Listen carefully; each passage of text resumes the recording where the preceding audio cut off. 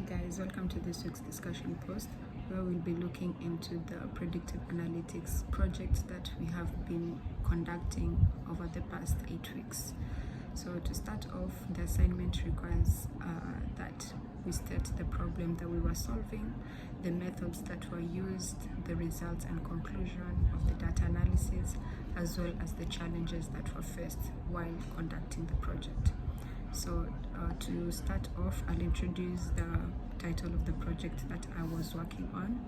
And for my project, I was looking into forecasting the probability of the global supply chain and distribution of steel. As we know, in today's growing economy, the data has become an asset for many industries, as well as the manufacturing and production industry.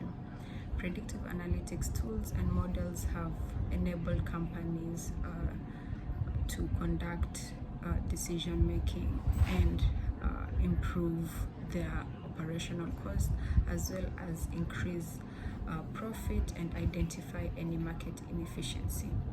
The steel manufacturing company counts on the finished product to establish the standard of the product.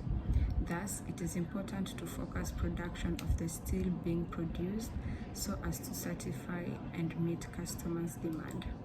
So to start off, I will go into the problem statement.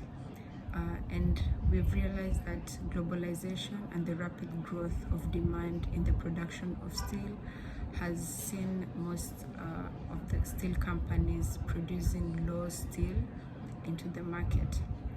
They have faced a substantial amount of pressure to produce steel, and this of course has resulted in low production of the material across the world, low customer satisfaction, reduced company profits, uncertainty in its supply and chain and production, among other reasons. That said, a successful solution would be to predict the distribution of steel as a way of improving the future trend and future production of steel. So going into the methods that were used, I will start off by introducing the 3 research questions or hypotheses that guided me towards the analysis. So first off, was can focus accuracy be used to measure the need for steel distribution in future? Secondly, I was looking at what companies' inventory or production of steel is causing them to rank low or high. Thirdly, I was looking at a null hypothesis that stated the production of steel in the supply chain is similar across the years. My data contained a total of 10 columns, one being the companies.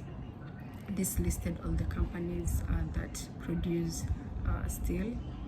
Second was the headquarters, where these companies were located. Thirdly was the production of steel in tons from 2011 to 2015, the ranking of steel in 2015 and 2016. Now, before the data was explored and analyzed, I had to do some cleaning.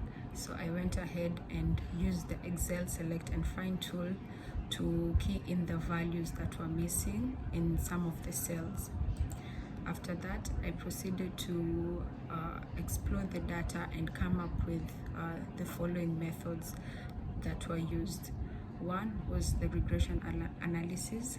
The parameter of this model is estimated using multivariate regression analysis to show the accuracy of the ranking of countries in 2015 to the distribution of steel in that same year. Hypothesis testing using the t-test, 2 samples assuming equal variance, was used to reject or accept the null hypothesis. Focused analysis was used to measure time series and future trend for the production of steel. The results, I found out that 2 of the model accepted the hypothesis or the research question, and 1 did not. Using the t-test I found out that my hypothesis, the model rejected the hypothesis, and the document will explain why. Secondly, the regression analysis that was conducted was able to rank the companies, and we could see some discrepancies of the ranking that were given and the ranking that the model suggested. This is also explained better in the analysis. Finally, the companies have identified a set of valid and reliable measures to evaluate and compare their performance. And so the results enable stakeholders to identify the immediate expectations and outcome of steel production. Some of the challenges that were faced while conducting this project was the lack of knowledge in using some of the tools. So it was very difficult to run some of the model and use the mathematical algorithms. Aside from that, it was an interesting class, and I learned a lot, and I hope you did the same as well. Thank you.